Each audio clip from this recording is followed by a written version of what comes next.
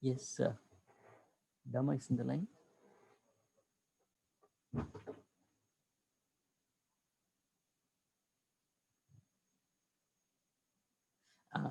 But Dhamma?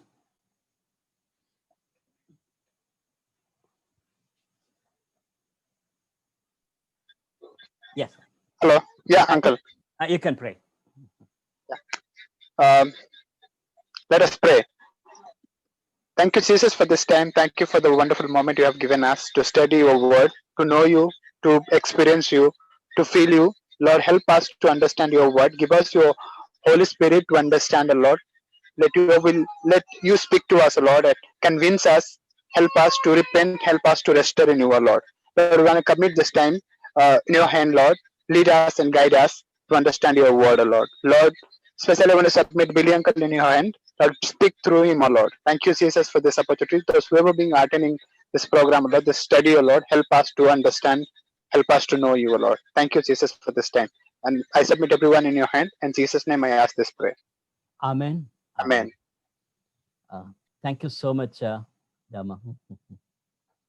There are some study center participants, but they are 1 or 2 years junior to you. So when we looked at the book of Revelation last week, we saw that we are glorifying Lord Jesus. That should be done in the church, and even the 7 churches were excited to do that. Above all, the earlier church received such a direct message from the revelation given to John that we need to keep it in mind. As we study all the other 65 books, we need to study the book of Revelation also. Spiritual experiences, we were talking about it. And John graciously received such a powerful revelations so that he can write it down. And even now, as we have such experiences, it is not for our own glory. It is not something like glorious things I have seen and nothing to do with the world. Not at all. Our all spiritual experiences should relate with our day-to-day life. Somehow, some people think that I can be just flying away in spirit, but I am not going to do anything in this world. Jesus said very clearly, you are not of this world, but you are in this world. That is a very important message. We are not of this world. We are the spiritual people because we are heavenly. Our citizen is in heaven, as Paul says very clearly in Philippians chapter 3. But we live in this world. Along with that, we have seen 7 seals which are open, and then 7 trumpets are giving warnings. We could see clear-cut parallels in these 7 seals and 7 trumpets. After a gap, today we are going to look at 7 bowls. That is also almost like this, but there are some variations. And why? Instead of having just one thing, why God has to say 3 different things? We need to think about it. We need to study little in detail. But today we are going to concentrate on 3 bowls. But we need to remember the 7 seals and 7 prophets, 7 trumpets.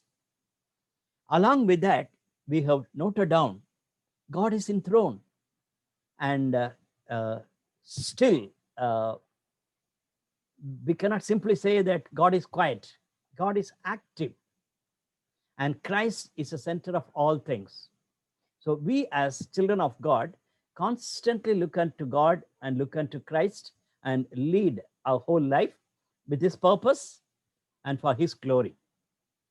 And we will have persecutions. That's what we saw.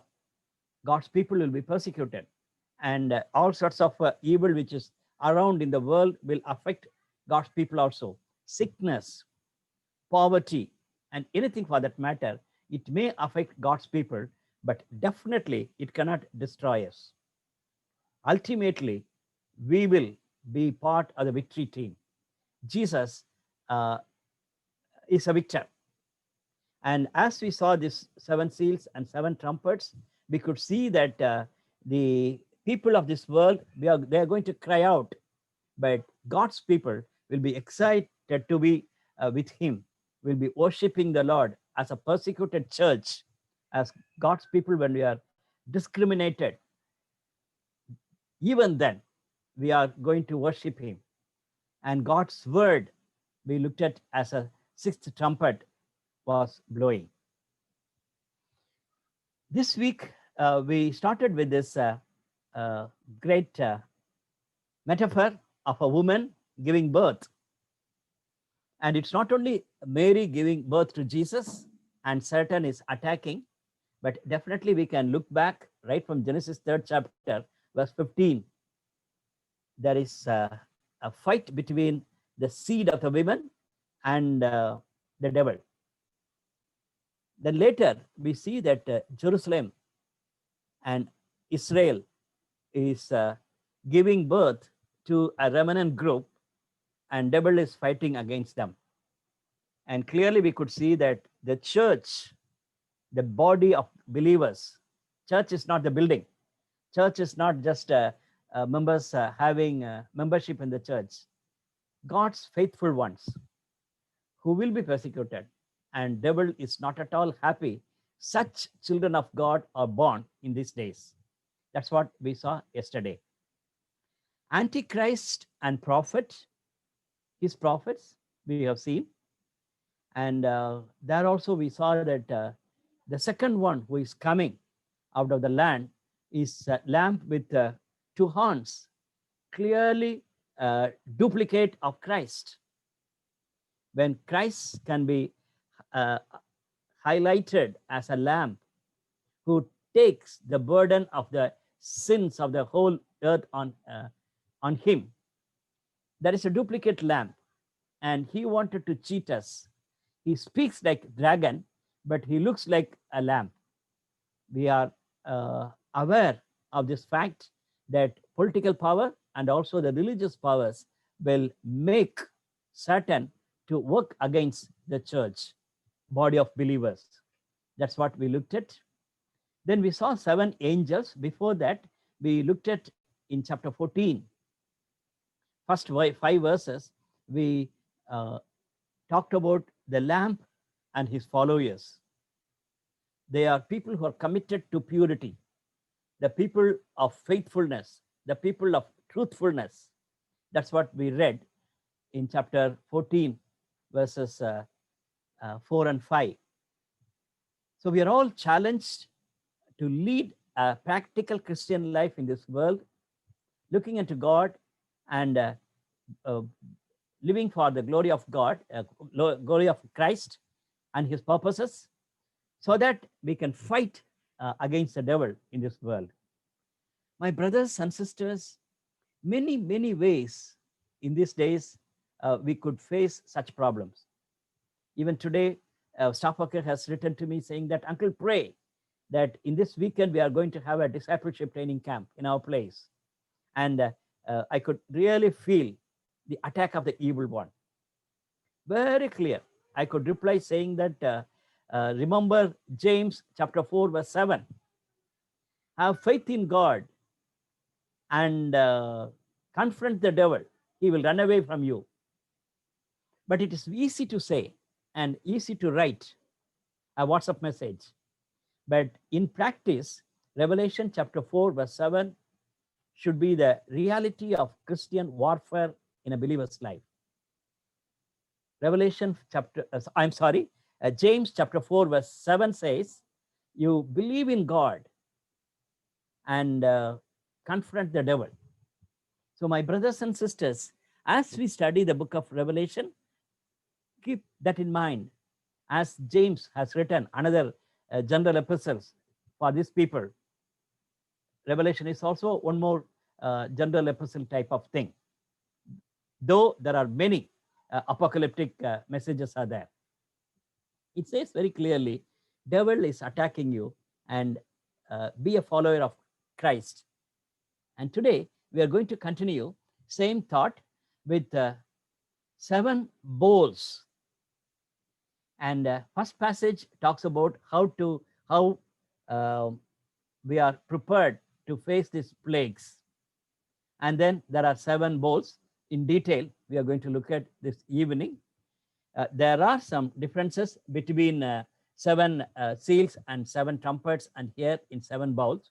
But definitely, it is part of the historical events happened in the past and what's happening in the present. That we need to keep it in mind. I requested dear Tibiga from Chirala to read this passage for us, Revelation chapter 16, verses 1 to 11. Sister Tibiga will read for us. Praise Lord, Uncle. Praise the Lord. Am I audible, Uncle? Yes, ma'am. Oh, yeah. Reading from the Holy Book Bible, Revelation chapter 16, 1 to 11 verses. Then I heard a loud voice from the temple saying to the 7 angels, "Go, pour out the 7 bowls of God's wrath on the earth." The first angel went and poured out his bowl on the land, and ugly, festering sores broke out on the people who had the mark of the beast and worshipped its image. The second angel poured out his bowl on the sea, and it turned into blood like that of a dead person, and every living thing in the sea died. The third angel poured out his bowl on the rivers and springs of water, and they became blood. Then I heard the angel in charge of the water says, "You are just in these judgments, O Holy One, you who are and who were, for they have shed the blood of your holy people and your prophets, and you have given them blood to drink as they deserve." And I heard the altar respond, "Yes, Lord God Almighty, true and just are your judgments." The fourth angel poured out his bowl on the sun, and the sun was allowed to scorch people with fire. They were seared by the intense heat, and they cursed the name of God who had control over these plagues, but they refused to repent and glorify him. The fifth angel poured out his bowl on the throne of the beast, and its kingdom was plunged into darkness. People ground their tongues in agony and cursed the God of heaven because of the pains and their swords, but they refused to repent of what they had done. Here ends the reading. Praise be to God. Thank you so much, dear Tibiga, for that lovely reading. Look at verse 5 in chapter 15. It is a continuation of people praising the Lord and worshiping the Lord as Moses was singing. Great and marvelous are your deeds, Lord God Almighty. That's the way they are worshiping. And after that, in verse 5, I looked and I saw in heaven the temple, that is the tabernacle of the covenant law, and it was open. It's not the first time we read about it. Even earlier, we could see that John could clearly say that I had a vision of temple in the heaven. And here it says, out of the temple came 7 angels with 7 plagues. They were dressed in clean, shining linen and wore golden sashes around their chest. Then one of the 4 living creatures gave to the 7 angels 7 golden bowls filled with wrath of God. So it is the typical apocalyptic descriptions. We saw about the seal was open, and near the altar in the 5th seal, we could see that the incense of the saints' praise and prayer is open. But later we saw that near the golden altar, and here we see that golden vessel, bowl, filled with wrath of God. And we need to make note of some other things. As we read the plagues, we clearly remember what has happened in Exodus. The people of Egypt, they were punished as they disobeyed God. When they saw the first plague, immediately King Pharaoh would have told Moses and his people to leave. As you are going to worship your God, you go. We cannot face these plagues. No, he said, okay. Then he hardened his heart. And it is so painful to see that 10 times, only in the 10th plague, he has to allow them to go. That was so pathetic. And some of the plagues, which Tibiha read right now, it's mentioned there. Water becoming red, blood. And look at that. Already we have seen even the seals. When you are looking at it, the plagues are very clearly reminding us about Egypt experience. And one more observation here is, it says in verse 7, then one of the 4 living creatures gave to the 7 angels 7 golden bowls. It's not that all the 4 creatures came and gave. One of the creatures, we do not know. But in chapter 4, verse 6 and 7, we saw that 4 living creatures are worshiping the Lord. And that time we noted down that the creation of mankind and animal kingdom, and the creation is worshiping the Lord. And one of the 4 creatures gave the cup filled with the wrath of God. Here, the responsibility is to play the role in judgment. My brothers and sisters, please make note of it. This is one other point we need to be careful. Judgment is his God. The wrath of God is from God.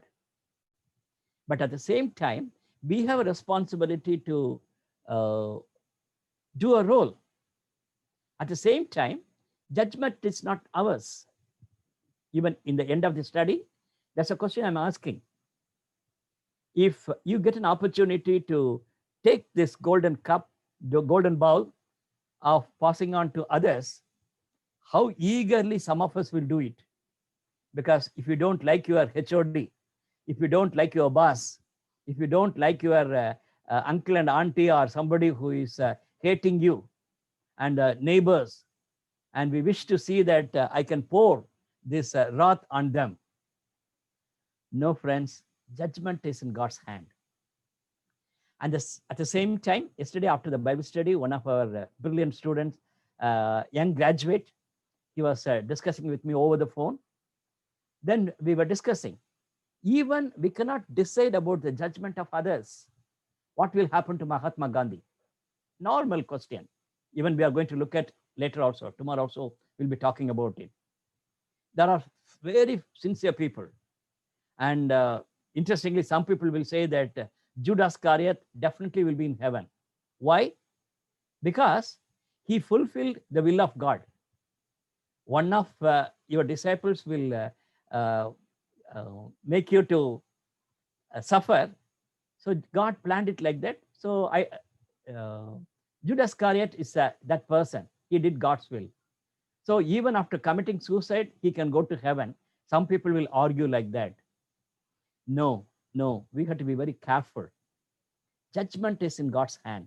But now we have a tremendous responsibility of taking the wrath, the vessel with wrath, and pass it on. Look at some of the prophetical sayings. Isaiah chapter 51 verse 17 says, awake, awake, rise up, Jerusalem, you who have drunk from the hand of the Lord the cup of his wrath.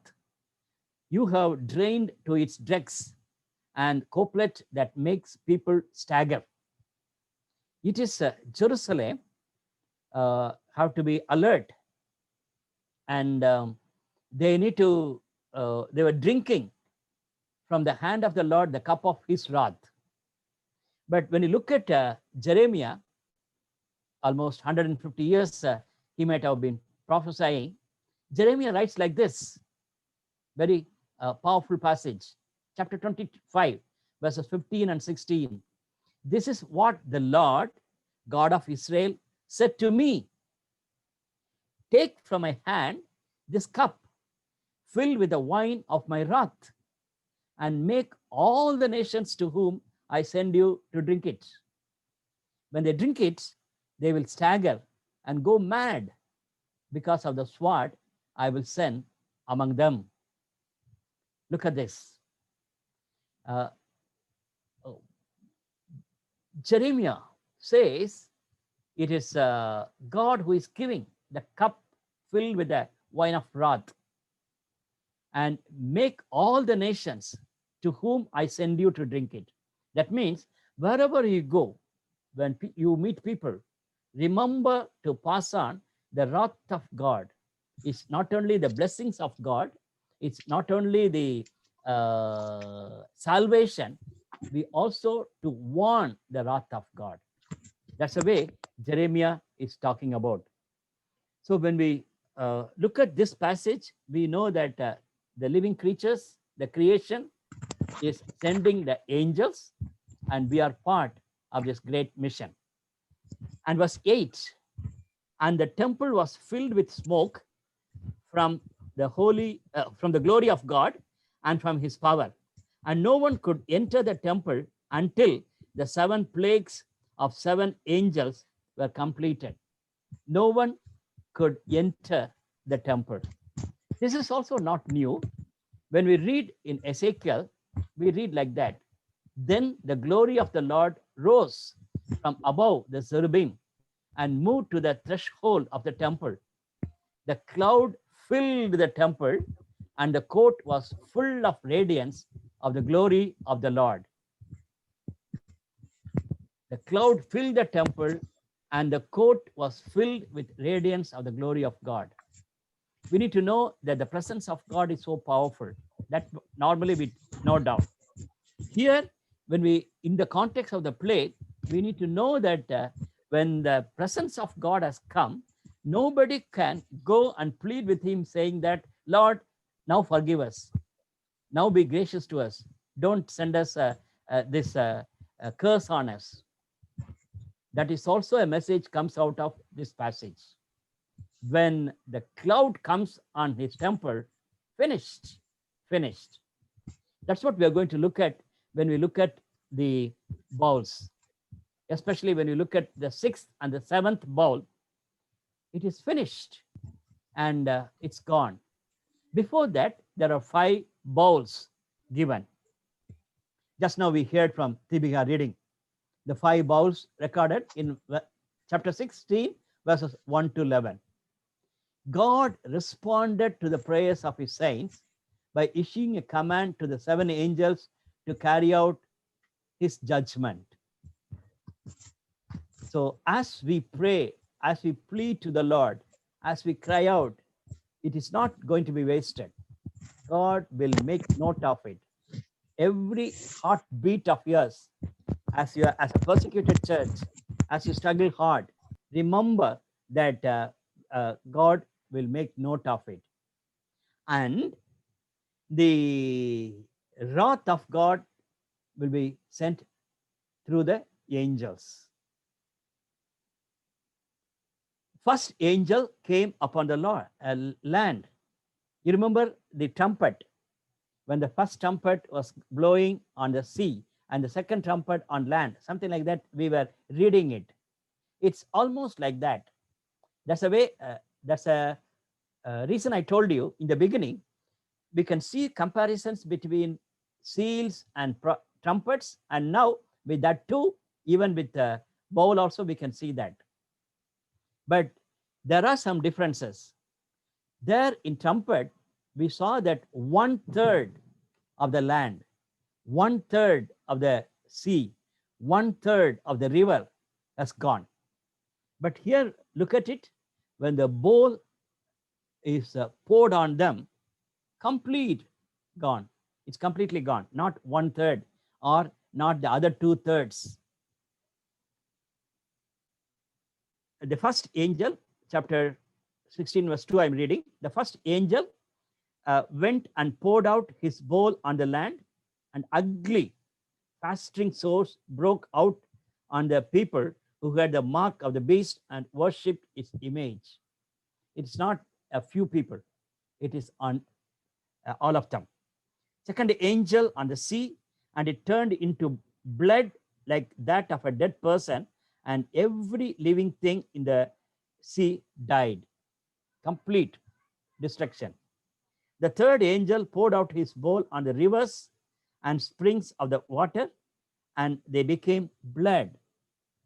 Because we remember even in Egypt, same thing happened.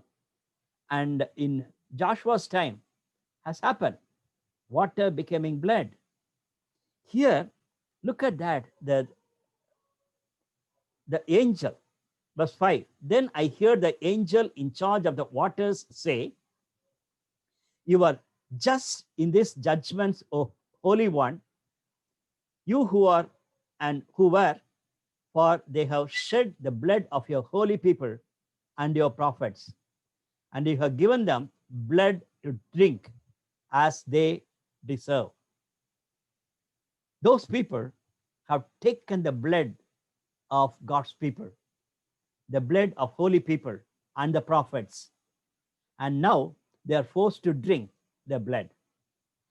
That means God will punish people.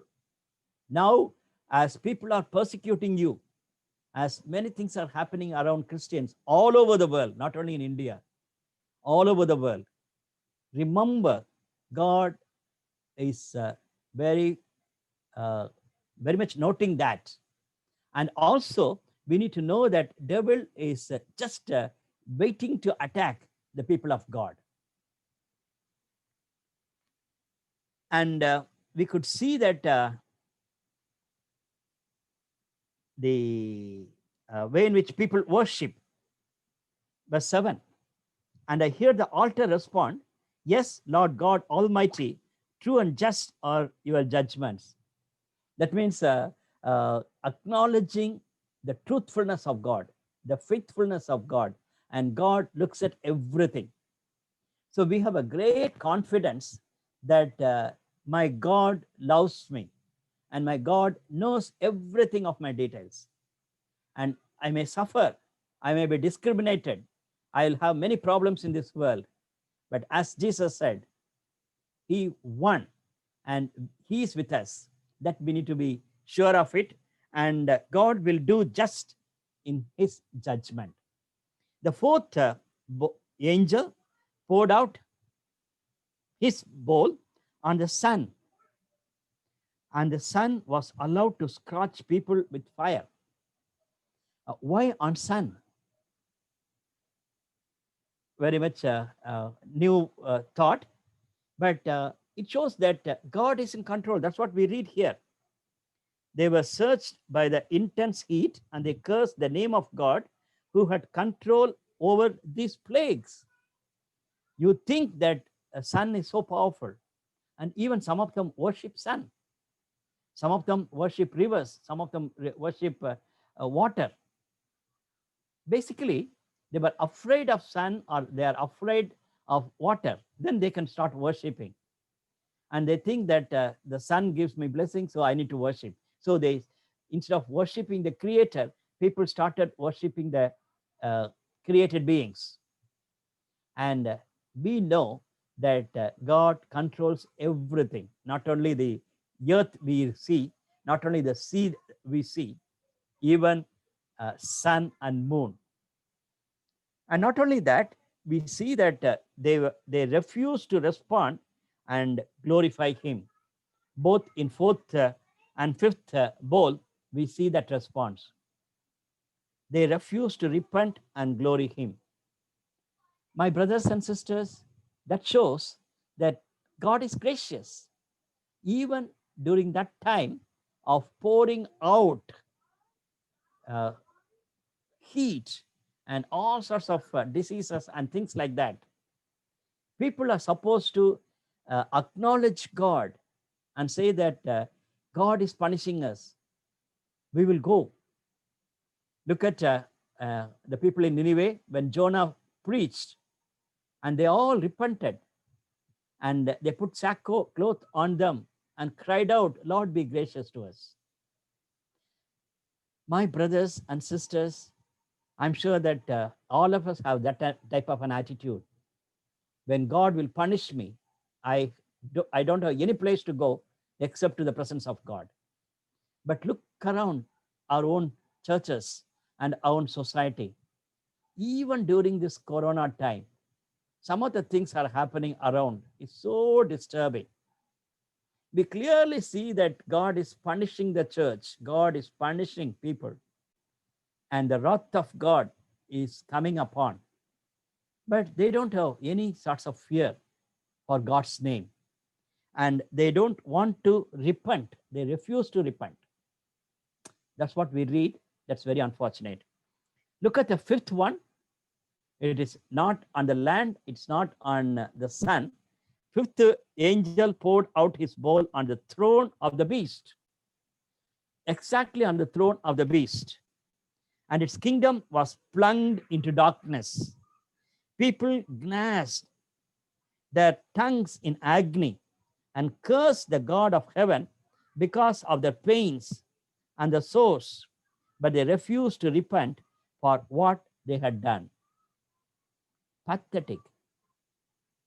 Look at Joel chapter 2, verse 2. A day of darkness and gloom, a day of clouds and blackness, like dawn spreading across the mountains of a large and mighty army comes, such as never was in ancient times, nor ever will be in ages to come. Exactly, he's talking about the apocalyptic message. Never will be in the ages to come.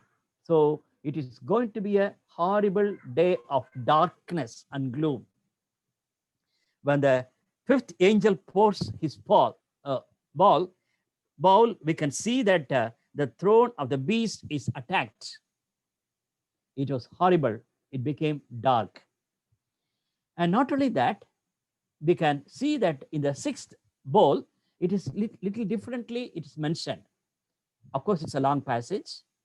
When you do the comparison between seals and trumpets, there we see that when the sixth trumpet was blown, the people of God are blessed. They started worshiping the Lord. Though the unbelievers are frightening and they were all suffering and crying, believers could sing praises. And second time we could see that John could eat the word of God and being filled with the word of God. But here we don't read such a blessing to the people of God. Rather, we see that quickly the destruction continues. Sixth and seventh bowl is immediately coming without any break. That's one more comparison we have to note when we study between the trumpet and bowl. Verse 12, the sixth angel poured out his bowl on the great river Euphrates, and its water dried up to prepare the way for the kings from east. Again, to work against the people of God, the devil is coming. The political people are coming. Look at that. Then I saw three impure spirits that looked like frogs. They came out of the mouth of the dragon, out of the mouth of the beast, and out of the mouth of the false prophet. Yesterday we saw that. And one commentator say that it is a demonic trinity. Demonic trinity. The dragon, Satan, from him a frog is coming. The beast, the persecuting Roman Empire for the early church. And in Egypt, we see in Exodus and political arena, we can see that. And the third in Trinity, in evil Trinity or demonic Trinity, is false prophet, the Antichrist. They will be like Christ, but they'll be very much part of devil. These three evil spirits, they the evil spirits form the frog. It's coming out from dragon. It's coming out from beast. It's coming out from false prophet. My dear brothers and sisters, as we look around, we see that the demonic trinity, how much active in our times. In different ways, from their mouth, it's coming out and trying to attack Christians and trying to destroy the kingdom of God. And when we look at this passage, we see that they were demonic spirits and perform signs, and they do go out to the kings of the whole world and gather them for the battle on the great day of the Lord Almighty. That's what we know about it. There's going to be a real fight. In that context, we need to understand this verse. Look, I come like a thief. Blessed is the one who stays awake and remains clothed, so as not to be naked and be shameful, exposed. It is for God's people, it's given. Jesus is going to come as thief. It's not new. Even in Gospels, we read that Jesus himself was saying. That means suddenly he will come. Without announcing, he will come. None of the thief will say that I'm coming on such and such date, and around 12:30 or 1 o'clock I will come. No, none of the thief will say like that. But when we look at this portion, this is a message we have to learn. At any time, Jesus will come. And we have to be like the 5 virgins. They were ready. They were leading a practical Christian life. They were just ordinary. They have to sleep, they have to eat, and they have to wait for the bridegroom. And all are sleeping and all are eating, and then all are going to sleep. And these 5 sisters also slept. But suddenly they got a message that the bridegroom has come, and they were alert and went. That's what Jesus warned the Christians. Even today, as we read about this, that's a message for us. Am I ready like that 5 virgins? Leading ordinary Christian life, practical Christian life. Not be in Himalayas, or not be in some lonely place and just waiting for Christ to come. That is a wrong teaching. All over the world, in Korea and in many places, we see that some people do like that. You leave everything. Jesus is going to come, and be a holy person. Don't work. It's not new. Even when you're going to study 1 Thessalonians, we are going to see that. That's the way Thessalonians are thinking. Jesus will come at any time. But Paul could say it is not at all true. At any time, we need to be ready. So have the dress of salvation, clothed with salvation. Blessed is the one who stays awake and remains clothed. So my brothers and sisters, in this bad chapter of all wrath of God is coming, we have one verse for us. It says that we need to be awake and remain clothed of our salvation. Then they gathered the kings together to the place that in Hebrew it is called Armageddon. We talk much about Armageddon war, and like millennium, like the millennium, and like about the tribulation, and like about the rapture. This is also a big topic going on. Maybe soon we are going to study about millennium. There are different opinions. About the Armageddon war, there are 2 or 3 opinions.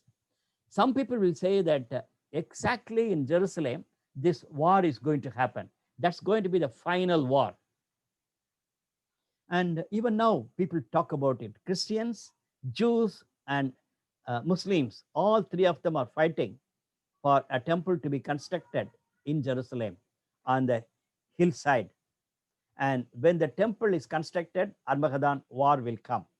That's the way some people have a strong feeling. And others will say that you don't need to talk about Jerusalem in physical. It is a spiritual war between God's people and the worldly people or the devil. So not necessary to be in Jerusalem. And some of people will say that near Armageddon, there are eagles are coming. Hundreds and hundreds of eagles are coming. So one point of time, not recently, long back, I heard that you have to get ready because anytime the war will come in Jerusalem, the eagles are ready. God has prepared the eagles to eat the people who are going to die there. My brothers and sisters, relax. I'm not going to threaten you. It will happen definitely, either in Israel directly or outside. That's going to be a strong fight between devil and God's people. So don't think that only in Jerusalem it's going to happen. Now the way in which it's happening in other countries like Nigeria, Libya, and Korea, Northern Korea, and in communist nations, it is so painful in Islamic nations and Hindu kingdoms. We know that how the church is persecuted. It's a big war between God's people and the devil. It's not new. That's what I'm saying. Not in 21st century, it's happening. All through the century, it has happened. All through the centuries. In the Old Testament, in the New Testament, in the early church, and in the church history, we see that the devil is fighting against God's people. Let me read this passage for you in Zechariah chapter 14. Maybe later days, we have to study this book. I don't want to take Zechariah immediately because after studying Daniel, Joel, Revelation, I don't want to bombard with you with Zechariah. God willing, next week, I thought we will take First Timothy, not even First Thessalonians, because First Thessalonians means, again, we'll be talking about second coming. I want all of us to make note of our Christian life seriously. We have a mission to fulfill. So in a conscious way, I'm shifting from the second coming message to the church life. First Timothy, we will study how we need to prepare ourselves and how we need to prepare the church leadership. Some of you might have already studied First Timothy. Be ready for that. But Zechariah, maybe a little later we can study. That's the only prophetical minor prophet we missed so far. Chapter 14.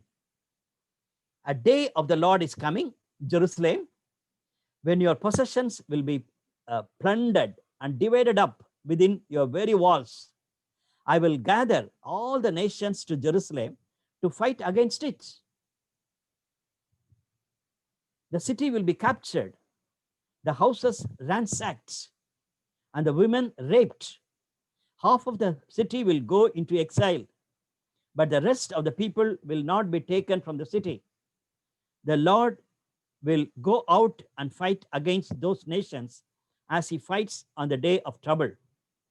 On that day, his feet will stand on the Mount Olives, east of Jerusalem, and the Mount of Olives will be split in two from east to west, forming a great valley, with half of the mountain moving north and half moving south.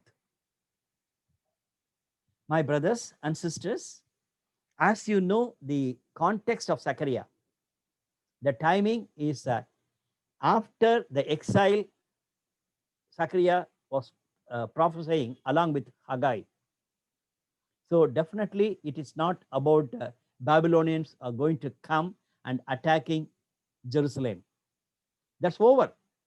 In the warning given by Habakkuk and warning given by Zephaniah, warning gave by Jeremiah, and the people came and attacked Jerusalem and Israel.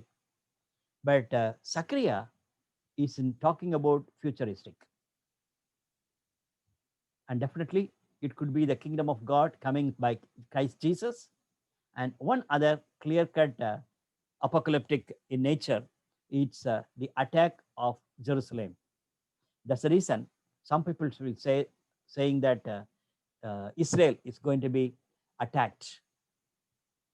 Even physically, I'm really surprised the way in which God is protecting this little nation, Israel. Already I told you, before 1947, there is no nation called Israel. In the world map, there is no nation called Israel. And then only the nation of Israel has come. And now, almost for the whole world map, the center became Israel. Everybody is looking at Israel for help, including India, in terms of agriculture, anything for that matter. There are many friends who are studying horticulture and agriculture, and they know that Israel is excellent in agricultural matters. Technology, and anything for that matter, Israel is fast, even in terms of Corona and the way in which they confronted Corona, and many, many, many things. And countries like India, America, they're all now friends of Israel. They're not enemies. Only the Muslim nations are enemies for Israel. They wanted to get rid of Israel. And yesterday we talked about it, Saddam Hussein. He really wanted to see that Israel will be no more. And there'll be fights. Here we see that I will gather all the nations, including America and India. It may happen. Remember that. So when God's word is given against Israel, what it says, in the days to come, God's nation, God's people are going to be attacked. That's what it says. It was a decisive battle. Armageddon. Don't worry much whether it's going to be a physical war or not. Already there is a fight between darkness and holy God. That you keep it in mind. Seventh bowl, that is, we read verses 17 onwards. That's once for all, it's gone. The seventh angel poured out his bowl into the air, and out of the temple came a loud voice from the throne saying, "It is done. It's finished." Why it is on the air? Then there came flashes of lightning, rumblings, pearls of thunder, and a severe earthquake. No earthquake like it has ever occurred since mankind has been on earth. So tremendous was the quake. In Haggai, we read about it. In once more, I will shake the earth. Many earthquakes have come, and people were frightened about the action of God. And God says, it will happen. But here we see that none of us have seen such an earthquake in the world so far. Such a powerful thing is going to happen. The great city split into three parts. That's what we read in the sixth bowl and seventh bowl also. It's happened. And there we saw that the kingdom of devil was attacked and darkness came. Here on the air, look at Ephesians chapter 2. And normally we use Ephesians chapter 2 verses 1 to 10 for salvation experiences or messages, saying that in Christ we became believers. By grace and by faith we became believers. It is true. But look at first two verses. As for you, you were dead in your transgressions and sins. Very true of us.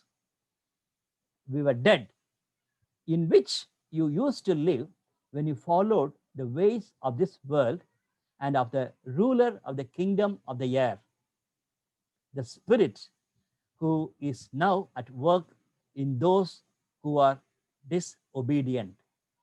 Look at the second portion of verse 2. You are followed the ways of this world We were following the works of this ways of this world and of the ruler of the kingdom of the air. Here we read that the seventh bowl was poured on the air, kingdom of the air, the spirit who is now at work in those who are disobedient. So it's what build up. God's grace is given, opportunities are given, and God keeps God's faithful people.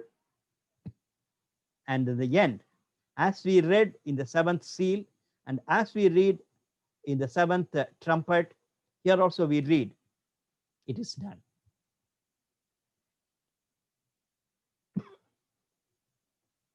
And hailstorms, all these things, it is not new. It has happened in Exodus time, and even after people have come into take control of Canaan in Joshua's time, we could read about it. God's punishment, God's severe action against people are highlighted in the history. Even today, as we read about various calamities and the tremendous COVID-19, we need to be very much alert. We should not say that this is the end, but still, worse things are going to happen. That's the way I look at it. Anytime Jesus can come back. Even tomorrow morning you can expect, tonight you can expect. But keep that in mind. God gives grace to people. That's what I told you. Today I wanted to finish with the second Peter, third chapter, but I'm extending that. There it says, Jesus is going to come, and God allows this grace to be extended. My brothers and sisters, even before the sixth and seventh bowl is going to pour, God is gracious to us. How we are going to respond to it? These are the questions I'm asking. Something like the fifth bowl is there. How do we view the wrath of God coming on the people around? Am I excited? Am I praising God that I'm safe and others are dying? What type of an attitude I have when I look at the wrath of God coming around the people? Second one is closer to that first one, but it's different. What is my response if I need to pass on the concerns of God to others? Something like Jeremiah. You, wherever you go, you take this cup of wrath and pour it onto them, pass it on to them. When you are talking about the salvation of God, when you talk about the love of God, tell them the wrath of God. Jeremiah 25 verses 15, in the 25th chapter, we read that. 15 and 16, we read that. If you are going to carry that in my hand, a wrath of God to my church, to my family members, to others, how I'm handling it. As I said earlier, I'm anxious to pour it on others who hated me, who talked bad about me. It may be my HOD, it may be my boss, anybody for that matter. I'm anxious to see that God's punishment will come upon them. No, friends, no, friends. Don't take God's judgment lightly. Don't take the wrath of God just like that and pour them. With all fear and trembling, we have to do it. Third question is a little different. As a fellowship, we are all part of fellowship. We are all part of a church. How can we be an agent of a holy God in this unholy society? We live among the unholy people, and church is supposed to be, our fellowship is supposed to be the agent of the holy God. How we are responding, think about it. Let's pray together. Our Father in heaven, we thank you so much for this clear-cut message which comes out of the book of Revelation. It is not just future, something is going to happen. Lord, it has happened in the past. Right from Genesis 3rd chapter, we could read that there is a progressive revelation of God in terms of punishment and wrath coming. Even now, as we read about these 5 bowls poured on this earth on against the devil, Lord, help me and help us to be very conscious of it and to lead a holy life. and we are ready with our salvation anytime to face you. Thank you for reminding us. And as we continue our study for 2 more days from this book, we pray you minister to us, O God. Give us good night rest. In Jesus' name we pray. Amen.